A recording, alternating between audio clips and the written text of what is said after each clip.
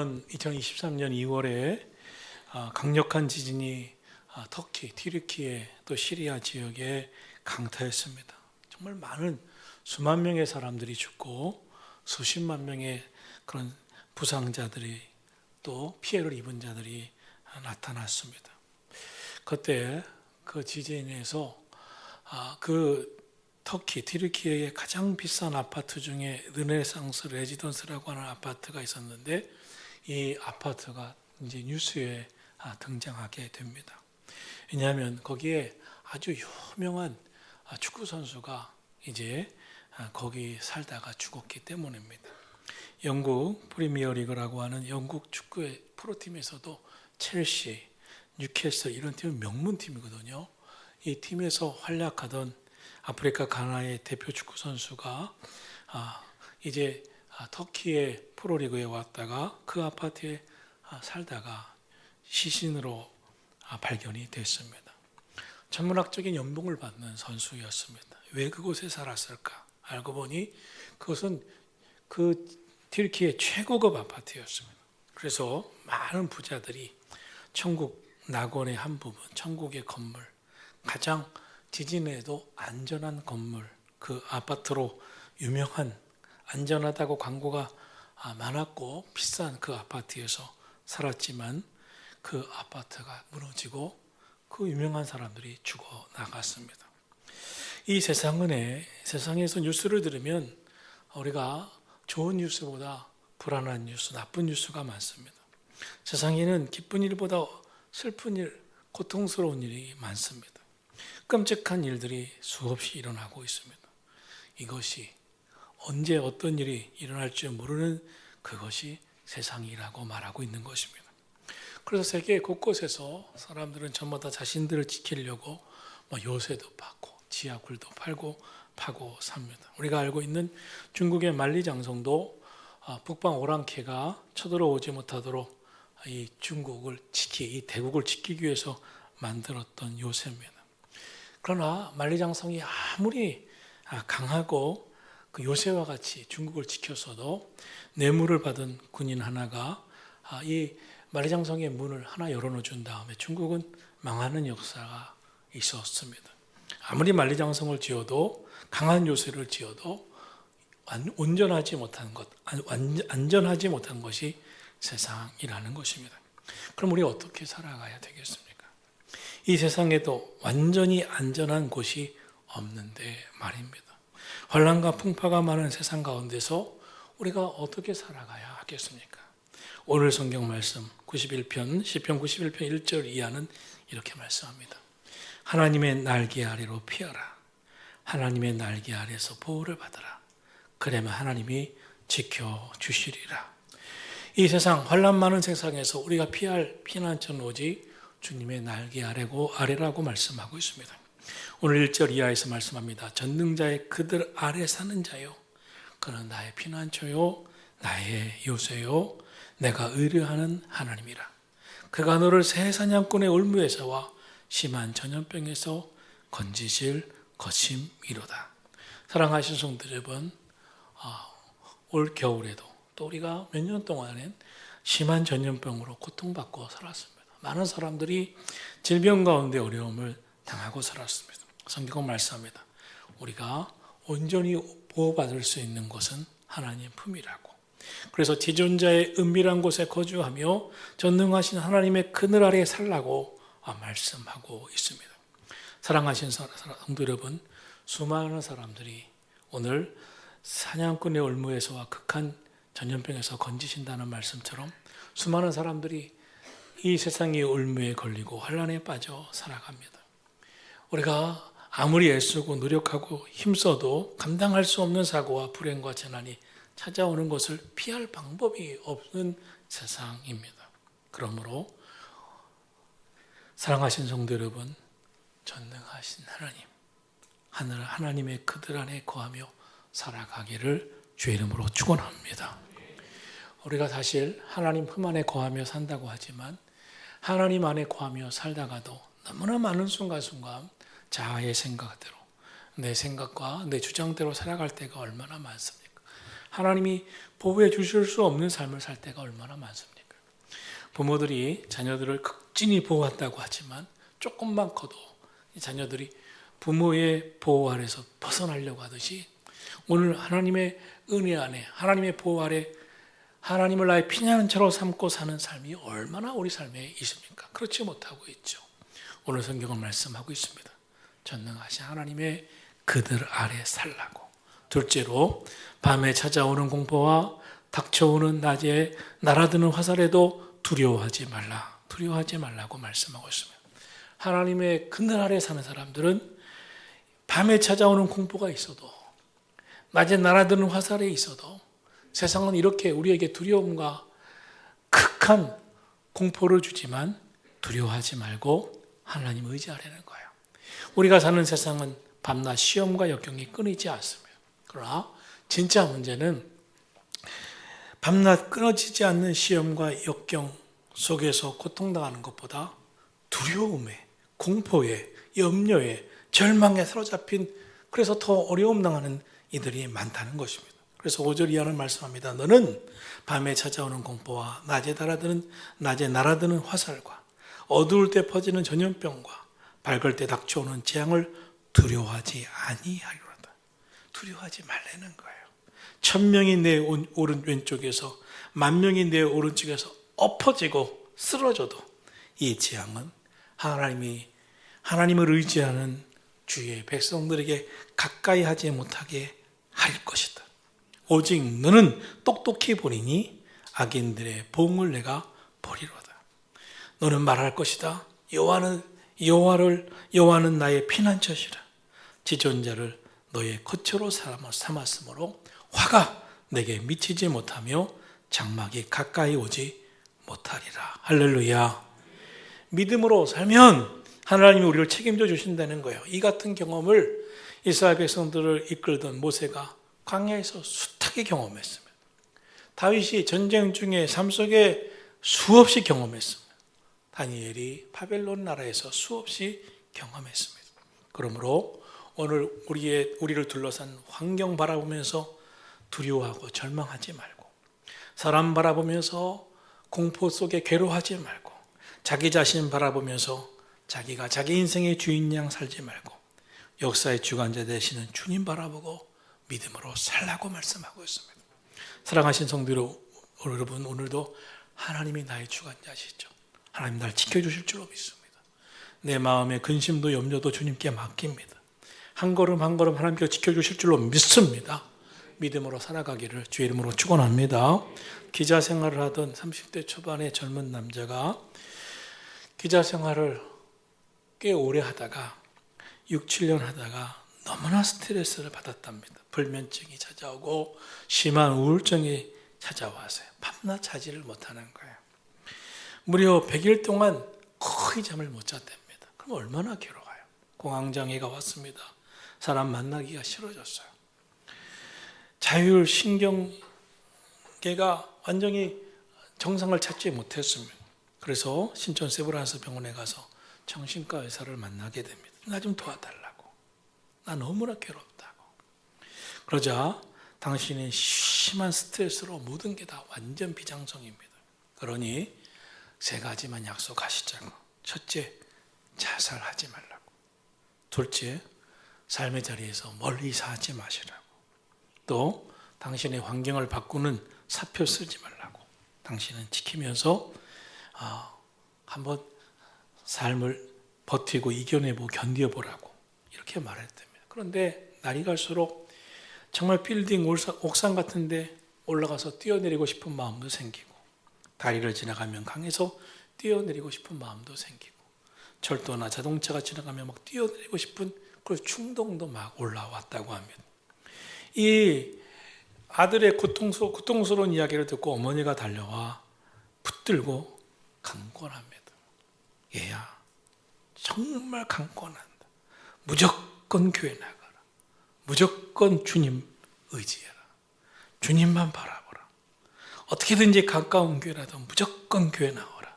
그래서 이분이 십자가 간판만 보고 동네에 있는 가장 가까운 교회를 찾아 나갔대요. 나 좀 살려달라고 목사님. 너무나 극심한 정신병, 정신적인 고통 속에 시달리고 있습니다. 그랬더니 그 목사님이 기도하다가 이런 말씀을 하시더래요. 광야에 이스라엘 백성들이, 불뱀에 물린 이스라엘 백성들이 하나님의 장대에 달린 놋뱀을 쳐다보게 하셨고, 그때마다 다 구원받았던 것처럼 당신도 놋뱀을, 장대에 달린 놋뱀을 바라본 이스라엘 백성들처럼 십자가의 예수님을 바라보셔야 된다고, 하나님을 의지하셔야 된다고, 한 가지 저랑 과제를 갖자고, 매일 기도해야 되는데 기도가 잘 안 될 테니 매일 성경 한 장씩만, 하루에 한 장씩만 써내려 가보자고. 이분은 믿음도 별로 없고 기도도 훈련되어 있지 않기 때문에 그래도 공부한 사람이니까 성경 하루에 한 장을 쓸 줄 아니까 한 장씩 매일 써내려간 겁니다. 한 달, 두 달, 세 달. 그러면서 6개월. 성경을 쓰기 시작하면서 어느 날부터 갑자기 잠이 잘 오기 시작했습니다. 불면증이 사라졌어요. 몇 달이 지나가면서 스트레스가 없어졌어요. 그러면서 성격이 변화되기 시작했어요. 특히 돈, 자존심에 민감했던 거였는데 누구든지 자기에게 조금만 해를 끼쳐도 자존심이 상해서 분노하고 울분이 터지고 견디지를 못하겠는데, 누가 자존심을 상하게 해도 흔들리지 않았어요. 마음이 편안했어요.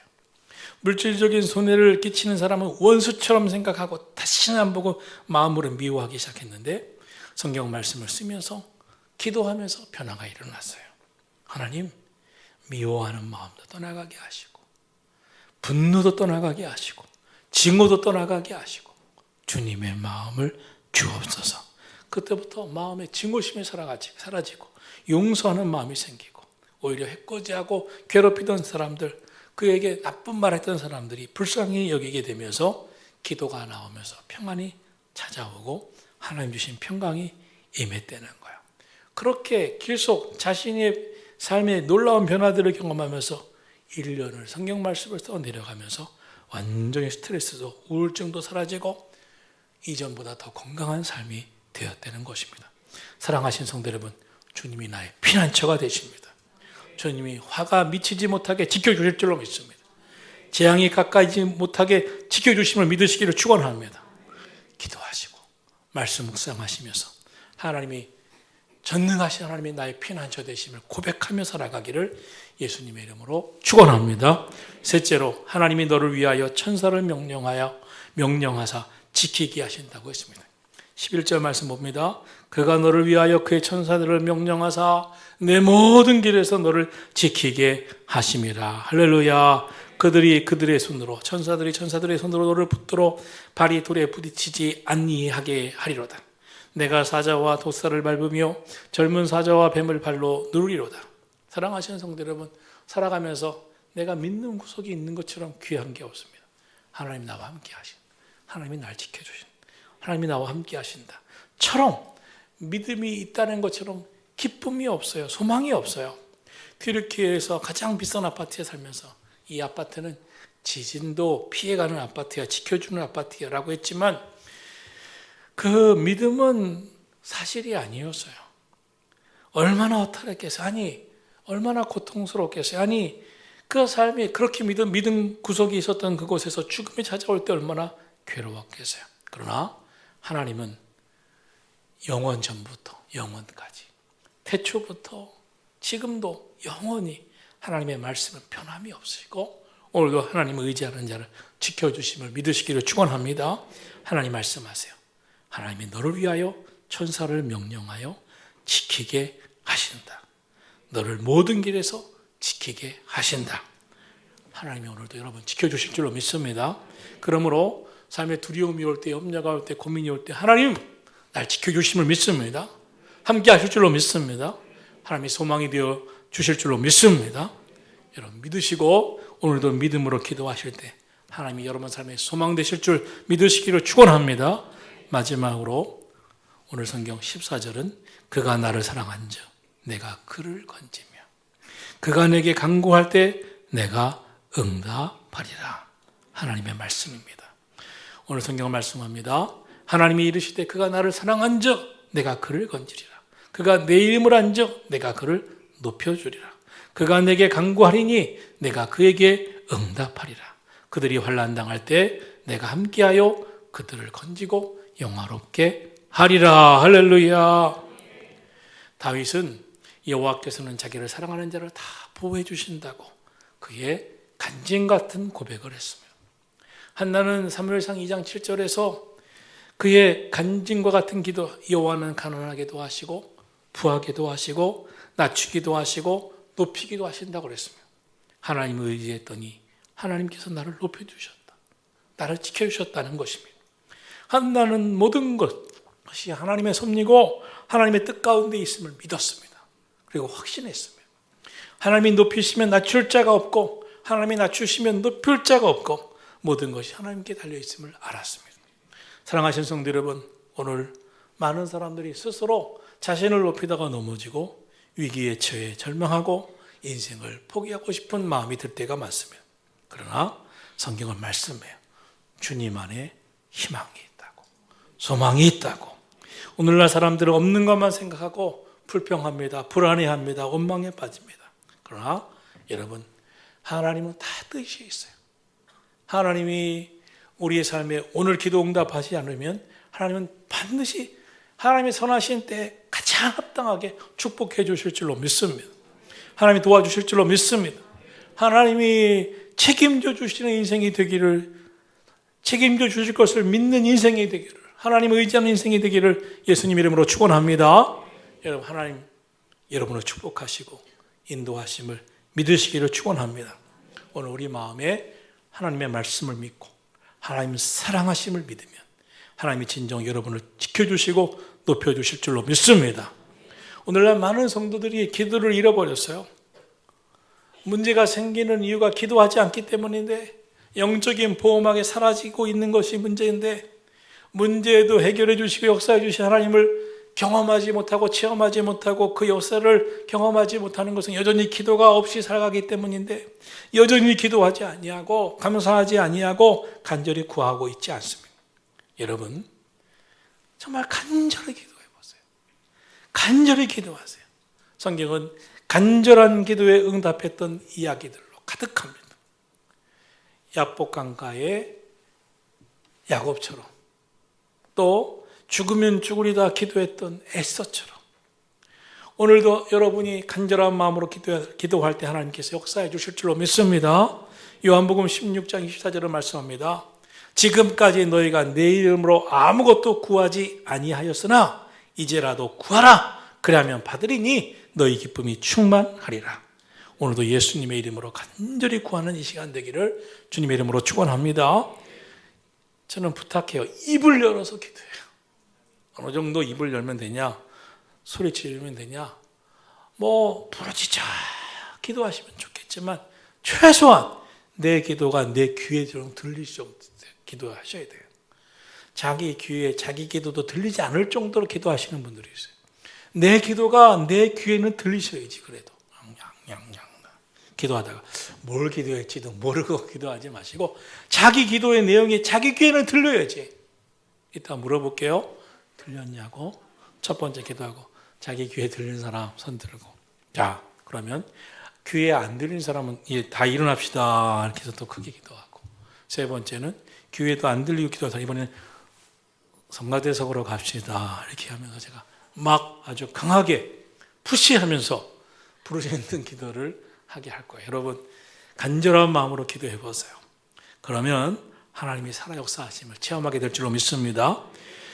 창세기 39장에 보면 하나님이 요셉과 함께 하심으로 요셉은 어디를 가든지 형통한 자가 되었어요. 노예로 팔려 보디발의 집에 들어가서도, 모함 받아 감옥에 가서도, 또한 그 옥중에서도 하나님 범사에 형통케 하셨어요. 하나님이 함께 하시는 자에게 주시는 형통한 축복입니다. 오늘 그 시간이 될 줄로 믿습니다. 오늘부터 그런 역사가 나타날 줄로 믿습니다. 오늘도 믿음으로 기도해서 살아계신 하나님의 역사가 여러분 삶에 함께 하심을 체험하는 시간이 되기를 예수님의 이름으로 축원합니다. 기도.